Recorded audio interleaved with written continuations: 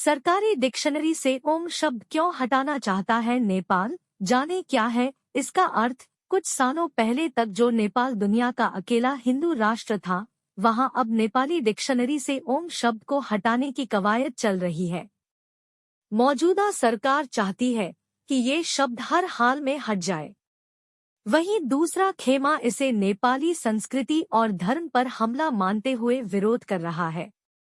नेपाल की कुल आबादी में 80% से भी ज्यादा हिंदू हैं। इसके बाद बौद्ध और बाकी धर्म आते हैं। अब इसी देश में ओम शब्द को हटाने पर बहस गरमाई हुई है। नेपाल के बहुत से लोगों का सोचना है कि ऐसे ही धार्मिक और आध्यात्मिक प्रतीक हटते रहे तो एक दिन नेपाल खत्म हो जाएगा।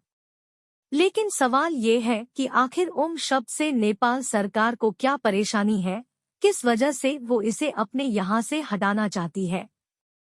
करीब एक दशक से चल रही है कोशिश। साल 2012 में पहली बार इस बात पर चर्चा हुई कि डिक्शनरी से ओम शब्द को हटा दिया जाए।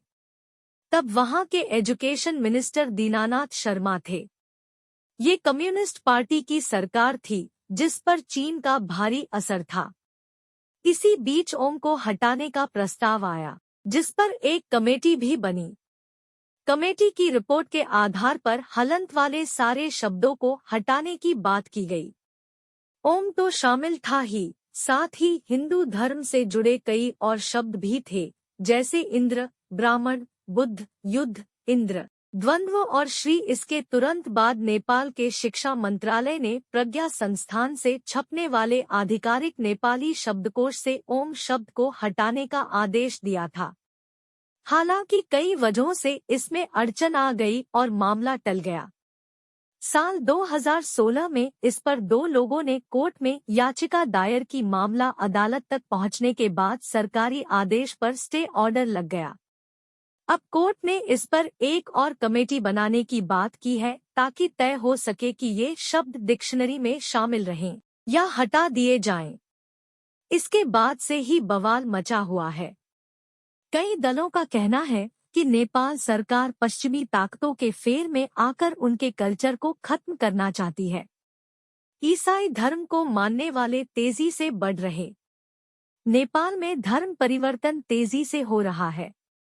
खासकर मिशनरीज आकर लोगों को ईसाई धर्म अपनाने की सलाह दे रहे हैं।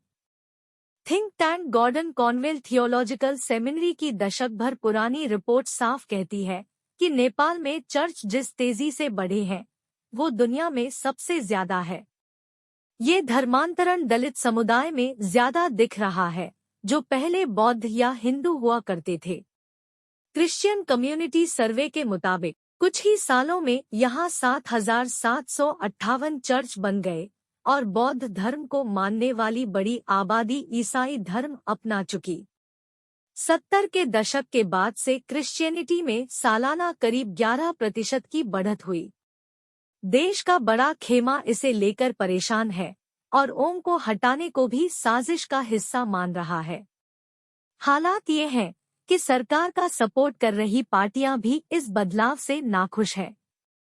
फिलहाल नेपाल में प्रधानमंत्री पुष्प कुमार दहल की सरकार है, जो कई पार्टियों के गठबंधन से काम कर रही है। अब गठबंधन में भी कई दल सरकार के खिलाफ आ चुके, जो उस पर वेस्ट से साथ साजिश में शामिल होने का आरोप लगा रहे हैं। क्यों ओम को हटाना चाहती है सरकार? फिलहाल इस बात का कोई सीधा कारण नहीं दिख रहा। सरकार का कहना है कि आधे शब्द या हलंत वाले शब्दों से काफी कंफ्यूजन होता है, इसलिए इन्हें हटा दिया जाना चाहिए।